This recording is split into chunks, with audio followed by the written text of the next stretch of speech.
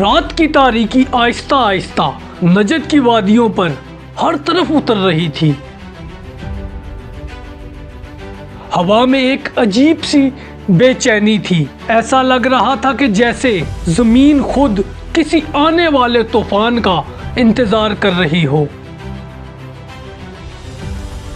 اور پھر اس خاموشی کو توڑنے والی تھی ایک ایسی جنگ جو صرف تلواروں کی نہیں تھی بلکہ ایک عقیدے کی جنگ تھی۔ سن تھا 11 ہجری۔ رسول اللہ صلی اللہ علیہ وسلم اس دنیا سے رخصت ہو چکے تھے۔ مدینے کی گلیاں ابھی تک غم میں ڈوبی ہوئی تھی۔ صحابہ کرام رضی اللہ تعالی عنہما کے دلوں میں درد تھا، آنکھوں میں آنسو تھے، مگر عرب کی زمین پر کچھ اور ہی کہانی اس وقت شروع ہو چکی تھی۔ ایک ایسا فتنہ اٹھا جو اگر نہ روکا جاتا تو شاید تاریخ کا رخ بھی بدل جاتا۔ یہ فتنہ تھا ارتداد کا فتنہ۔ جب عرب پورا ڈگمگا گیا اور رسول اللہ صلی اللہ علیہ وسلم کی وفات کے بعد بہت سے قبائل جو ایمان اور اسلام کے جھنڈے تلے جمع ہوئے تھے آہستہ آہستہ پیچھے ہٹنے لگے۔ ان میں کچھ نے کہا ہم نماز تو پڑھیں گے مگر زکوٰۃ نہیں دیں گے،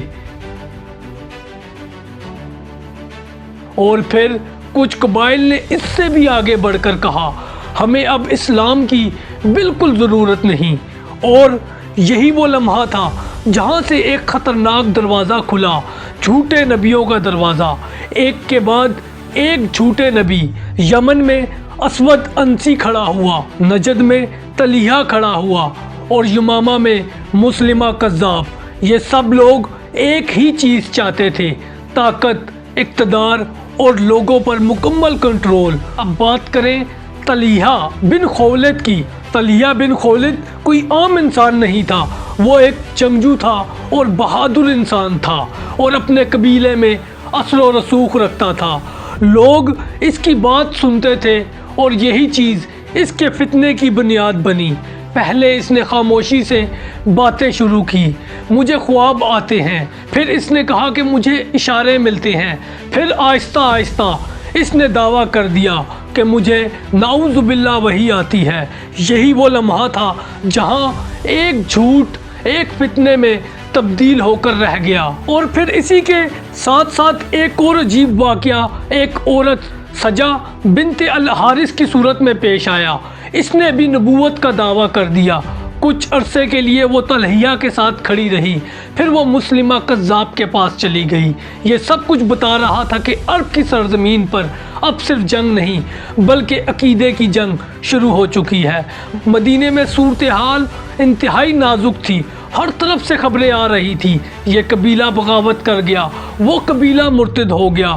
کچھ صحابہ کرام نے مشورہ دیا کہ یا ابو بکر فی الحال ان سے جنگ نہ کریں، مگر حضرت ابو بکر صدیق رضی اللہ تعالی عنہ کھڑے ہوئے اور انہوں نے وہ جملہ کہا جو تاریخ میں ہمیشہ کے لیے لکھا گیا، اللہ کی قسم اگر وہ ایک اونٹ کی رسی بھی روکیں گے جو رسول اللہ صلی اللہ علیہ وسلم کے زمانے میں دیتے تھے تو میں ان سے جنگ کروں گا۔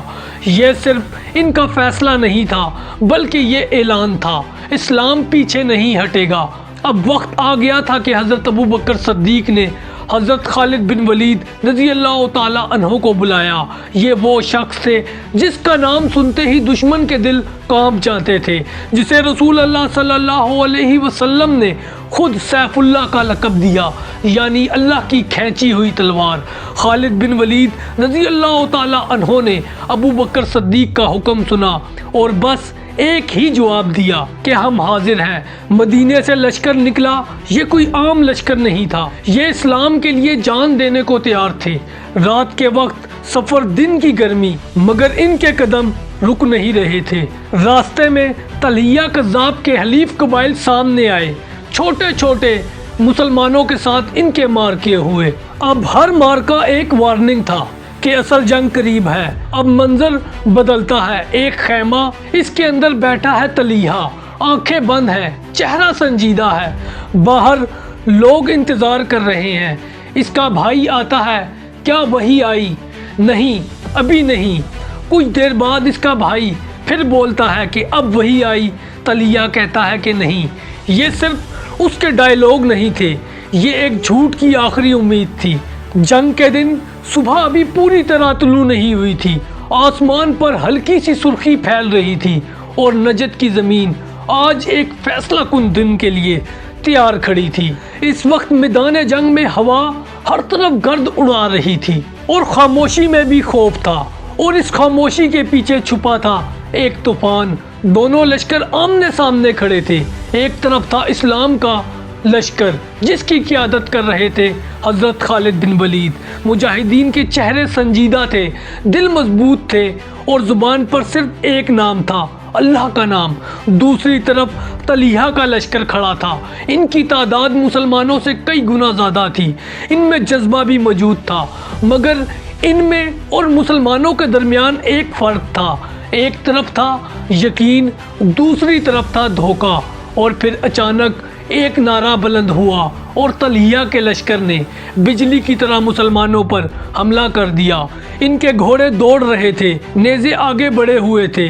یہ حملہ ان کا تیز تھا اور منظم بھی، مسلمانوں کو سنبھلنے کا موقع نہ ملا۔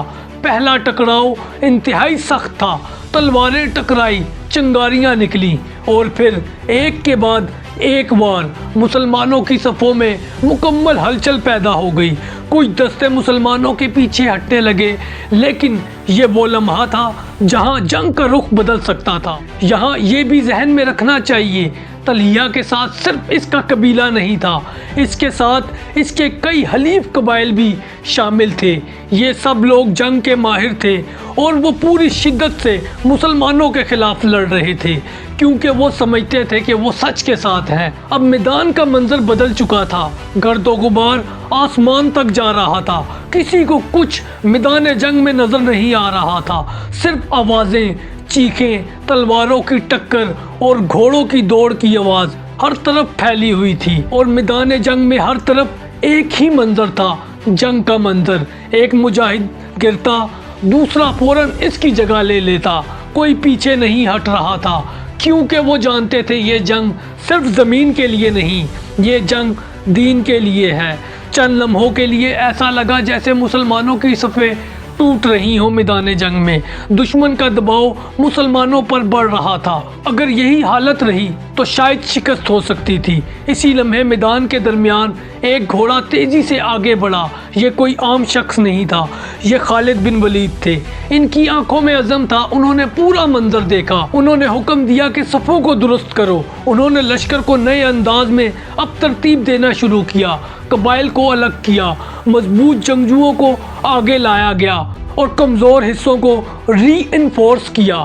یہ ایک کلاسک بیٹل فیلڈ کنٹرول تھا۔ اور پھر ایک آواز میدان جنگ میں بلند ہوئی، یا محمد۔ یہ صرف ایک نعرہ نہیں تھا، یہ یاد دہانی تھی، ہم کس کے لیے لڑ رہے ہیں۔ اور یہی نعرہ مسلمانوں کے دلوں میں نئی جان اس وقت ڈال گیا۔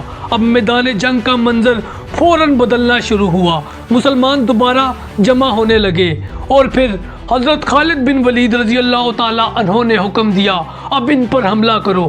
اس بار حملہ مسلمانوں کا مختلف تھا، کیونکہ یہ منظم اور تیز تھا اور ڈیڈلی تھا۔ مسلمان ایک دیوار کی طرح آگے بڑھے، دشمن کی صفیں ہلنے لگی۔ میدان جنگ میں جنگ اب اپنے عروج پہ تھی، مگر خیمے کے اندر اب بھی خاموشی تھی۔ لوگ دوڑ کر آ رہے تھے طلحہ کذاب کے پاس، کیا وہی آئی؟ کیا اللہ نے مدد بھیجی؟ طلحہ کا جواب ابھی نہیں۔ یہی وہ لمحہ تھا جہاں اس کے ماننے والوں کے دلوں میں شک پیدا ہوا۔ وہ سوچنے لگے، اگر یہ نبی ہے تو مدد کیوں نہیں آ رہی؟ ادھر میدان میں خالد بن ولید رضی اللہ تعالیٰ عنہ کی قیادت میں مسلمان مسلسل آگے بڑھ رہے تھے اور دوسری طرف طلحہ کے پاس وہی نہیں آ رہی تھی، اس لیے اس کے لوگوں کا شک مزید پختہ ہو گیا۔ اب ہر حملہ دشمن کو پیچھے دھکیل رہا تھا، دونوں طرف نقصان ہو رہا تھا، لیکن فرق یہ تھا مسلمان اب منظم ہو رہے تھے اور دشمن یعنی طلحہ کا لشکر ٹوٹ رہا تھا۔ اب خالد بن ولید نے پوری طاقت جمع کی اور حکم دیا اور آخری حملہ طلحہ کے لشکر پر کیا۔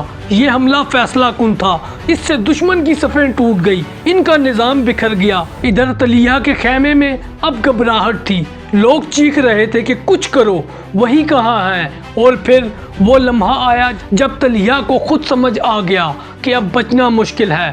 دوسری طرف خیمے سے باہر صورتحال بالکل واضح تھی، دشمن کی صفیں ٹوٹ چکی تھی، ہر طرف شور، دھواں اور گرد کا طوفان تھا۔ مسلمان ایک دیوار کی طرح مسلسل آگے بڑھ رہے تھے۔ خالد بن ولید رضی اللہ تعالیٰ عنہ نے ہر طرف نظر دوڑائی اور ہر دستے کو حکم دیا آخری حملہ کرو، لیکن منظم حملہ کرنا۔ طلحہ کے سپاہی پہلے تو لڑ رہے تھے، مگر جب نعرے اور حملے کی شدت بڑھ گئی تو وہ مسلسل پیچھے ہٹنے لگے اور چند لمحوں میں میدان پر خوف چھا گیا۔ اور پھر وہ لمحہ آ گیا جب طلحہ خود جان گیا کہ فتح اب ممکن نہیں۔